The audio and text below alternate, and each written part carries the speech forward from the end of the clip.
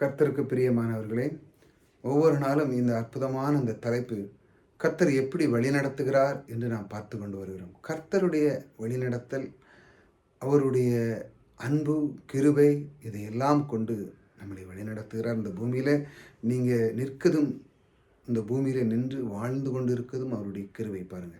ஆகையால் மனிதனுடைய வாழ்க்கையிலே தேவன் நம்மை எந்த அளவுக்கு நேசிக்கிறார், அவர் நம்மை நான் எந்த சூழ்நிலையில் இருந்தாலும் அவர் என்னை தூக்கி நிறுத்தி என்னை அழகாக வழிநடத்தி கொண்டிருக்கிறார் அப்படின்னு நீங்கள் பார்க்கும் பொழுது உங்களுடைய உள்ளம் மிக மகிழ்ச்சியாக இருக்கும். அதனால தான் நான் இந்த தலைப்பை அதிகமாக நான் உங்களுக்கு சொல்லி கொண்டு வருகிறேன். இதை தொடர்ந்து கண்டிப்பாக கேளுங்க. 3 நிமிஷம் 5 நிமிஷம் தொடர்ந்து கேளுங்க. கர்த்தர் எப்படி வழிநடத்துகிறார் என்று நீங்கள் அறிந்து கொண்ட பொழுது நீங்கள் எதை பற்றியும் கவலைப்படாதீர்கள். உங்களுக்கு எல்லா விதமான ஆசீர்வாதத்தையும் தேவன் அருளுகிற தேவன் உங்களோடு கூட இருந்து தருகிறார். இந்த வார்த்தை தியானிப்போம். என் பலனே உம்மை கீர்த்தனம் பண்ணுவேன். அதாவது என் பலனே, என் கர்த்தாவே, நீர் எனக்கு பலனாக இருக்கிறீர். ஆகையால் நான் கீர்த்தனம் பண்ணுவேன். உம்மை நோக்கி நான் பாடுவேன். உம்மை நோக்கி நான் எப்பொழுதும் மகிழ்ச்சியாக இருப்பேன். உம்மை நோக்கி நான் சந்தோஷமாக இருப்பேன். உம்மை நோக்கி நன்றி பலி செலுத்துவேன். ஒவ்வொரு நாளும் எனக்கு பலனாக இருக்கிறவர், எனக்கு அரணாக இருக்கிற என் தேவன், நான் உம்மை சார்ந்து இருக்கிறதுனால் என்னுடைய உள்ளம் கீர்த்தனம் பண்ண ஆரம்பிக்கிறது. பாருங்கள், இந்த அளவு தேவன் பாருங்கள், நமக்கு ஒருத்தர் பலனாக இருக்கும் பொழுது நம்ம அவரை அதிகமாக நேசிக்கிறோம். பாருங்கள், இந்த பூமி உலகத்தில் நீங்கள் எப்படி இருக்கீங்க, நல்லா இருக்கீங்களா, விசாரிப்பேன் எப்படி இருக்கு, நான் ஏதாவது ஒரு சின்ன அவங்களுக்கு ஒரு கஷ்டம் வந்துச்சுன்னா நான் வரட்டுமா, உங்களுக்கு முடிஞ்ச அளவுக்கு ஹெல்ப் பண்ணட்டுமா, இந்த அளவுக்கு நீங்கள் அவங்களுக்கு போக ஆரம்பிச்சிருக்கீங்க. ஏனென்றால் அவர்கள் உங்கள் வாழ்க்கையில் பலனாக இருக்கிறாங்க, உங்களுக்கு தேவையானது சந்திக்க தயாராக இருக்காங்க. ஆகையால் பாருங்கள், இந்த தேவன், அண்ட சராசரி படைத்த தேவன், அவர் நமக்கு பலனாக இருக்கும்போது அவருக்கு நன்றி பலி என்ன, அவரோடு இருக்கும் பொழுது சந்தோஷம், மயம், அவரை நினைத்து கீர்த்தனம் பண்ண ஆரம்பிக்கும். அதாவது பாடல்கள் பாட ஆரம்பிக்கிறோம். தேவன் என்ன அற்புதமான தேவன் பாருங்கள், அவர் எப்படி அழகாக நம்மளை வழிநடத்துகிறார் பாருங்கள். நமக்கு பலனாக இருக்கும் பொழுது நம்முடைய வாழ்க்கை சந்தோஷத்தை கொண்டு வருகிறது பாருங்கள். அடுத்தல பாருங்கள், தேவன் எனக்கு உயர்ந்த அடைக்கலம். அவர் எனக்கு உயர்ந்த அடைக்கலம். அவர் எனக்கு எல்லா வாழ்க்கையிலும் என்னை உயர்ந்த ஸ்தானத்திலே வைத்து அழகு பார்க்கிறவர். அவர் என்னை விட்டு விலகாதவர். நான் எந்த சூழ்நிலை இருந்தாலும் அதை எனக்கு குடித்து தவறான எண்ணங்கள் இருந்தாலும் அதையெல்லாம் நீக்கி, நான் எதிரில் சிக்கிக்கொள்ளாமல், பாவத்தில் சிக்கிக்கொள்ளாமல் என்னை தூக்கி என்னை உயர்ந்த அடைக்கலத்தில் வைக்கிறவர் எனக்குள்ளே இருக்கிறார்.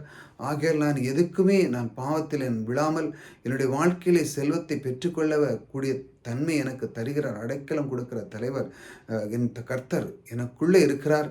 இந்த கர்த்தரை நான் பற்றி கொள்ளும் பொழுது நான் சோர்ந்து போக மாட்டேன் என்று சொல்லி பாருங்கள், நம்முடைய உள்ளத்தை அவர் சொல்லி இதை கற்றுக் கொடுக்கிறார். எப்படி வழி நடத்துகிறார் பாருங்கள். தேவன் எனக்கு உயர்ந்த அடைக்கலம், கிருபை உள்ள என் தேவனுமாய் இருக்கிறார். பாருங்கள், நம்முடைய கர்த்தர் கிருபை உள்ள தேவனாக இருக்கிறார். கிருபை என்பது நம்முடைய வாழ்க்கையில் மிக முக்கியமானது. கிருபை எங்கிருந்து வருகிறது என்றால் நாம் விசுவாசத்தின் மூலமாக வருகிறது. விசுவாசம் எப்படி? அவருடைய வார்த்தையை நாம் அதிகமாக விசுவாசிக்கிறோம். ஆம், தேவன் இந்த வார்த்தை சொல்லியிருக்கிறார், இந்த வாக்குத்தத்தம் மாறாதது, அதை நான் விசுவாசிக்கிறேன் என்று நீங்கள் சொல்லும் பொழுது தேவனுடைய கிருபை பெறுகிறீர்கள், அவருடைய அன்பை பெறுகிறீர்கள், அவருடைய ஆனந்த கிருபை பெறுகிறீர்கள். ஆகையால் ஒவ்வொரு நாளும் அவருடைய வார்த்தைக்கு நாம் இடம் கொடுக்கும் பொழுது, அவருடைய வார்த்தையை நாம் நாவிலே வைத்து ஒவ்வொரு நாளும் சொல்லும் பொழுது தேவனுடைய கிருபை நமக்கு கிடைக்கிறது. இப்படித்தான் அவர் உங்களை வழிநடத்துகிறார். ஒவ்வொரு நாளும் இந்த மாதிரி சின்ன சின்ன நிமிஷங்கள வீடியோ நீங்கள் கேட்கும்பொழுது உங்களுடைய உள்ளம் மகிழ்ச்சியாக இருக்கும். கர்த்தர் அழகாக உங்களை வழிநடத்துகிறார். அவருடைய வார்த்தை மீண்டும் வாசிக்கிறேன். என் பலனே உம்மை கீர்த்தனம் பண்ணுவேன். தேவன் எனக்கு உயர்ந்த அடைக்கலமும் கிருபை உள்ள என் தேவனுமாய் இருக்கிறார். கிருபை உள்ள தேவனுமாய் எனக்கு இருக்கிறார். ஆகையால் நான் எதற்கும் சோர்ந்து போகவில்லை. என்னுடைய வாழ்க்கையிலே சந்தோஷம், எல்லாம் சமாதானம் எல்லாம் தருகிறவர் எனக்குள்ளே இருக்கிறார். ஆகையால் நான் எதை பற்றி கலங்குவதில்லை என்று சொல்லி நம்முடைய உள்ளத்தை அவர் தொட்டு நமக்கு காட்டுகிறார் வார்த்தை கொண்டு. ஆகையால் இந்த மாதிரி வார்த்தைகளை நீங்கள் பற்றி கொண்டு தினமும் அதை தியானித்து வாழும் பொழுது உங்களுடைய வாழ்க்கை சிறப்பாக வழிநடத்துகிறார். இப்படி தான் அவர் உங்களுடைய வார்த்தைகளை உங்களுக்கு கொடுக்குறார். நீங்கள் போவீங்க, நீங்கள் சர்ச்சுக்கெலாம் போவீங்க, மற்ற இடத்துக்கெலாம் போவீங்க, மற்றவங்களை பேசும்பொழுது பாருங்கள், வார்த்தை கொண்டு தான் உங்களை வாழ வைப்பாங்க. உங்களுக்கு வார்த்தையை அனுப்புவாங்க. நீங்கள் வீட்டிலிருந்து வெளியே கிளம்புனாலும் போய்ட்டு வாங்க, கர்த்தர் உங்களோட கூட இருக்கார், நன்றா இருங்க, மீண்டும் வாங்க அப்படின்னு நல்ல வார்த்தைகளை சொல்லுவாங்க. பார்த்தீங்களா? கர்த்தர் உன்னோடு கூட இருக்கிறார், கர்த்தருக்கு பிரியமான அந்த காரியத்தில் வீட்டுக்குள்ளே வந்தீங்க, அதற்காக நன்றி, கர்த்தருக்கு நன்றி. இப்படி கர்த்தர் மேலே பிரியமாக இருந்து சொல்கிற அந்த காரியத்தை மக்கள் கற்றுக்கொள்கிறார்கள். இந்த மாதிரி கற்றுக்கொள்ளும் பொழுது தேவ கிருபை நமக்கு கிடைக்கிறது. ஆகையால் நமக்கு எதிலுமே குறைவில்லாமல் சந்தோஷமாக வாழ நமக்கு கிருபை தந்த அந்த தேவனுக்கு கோடான கோடி நன்றி. ஆகையால் நமக்கு இந்த பலனையும் தருகிற அந்த தேவன் நமக்குள்ளே இருக்கிறார்.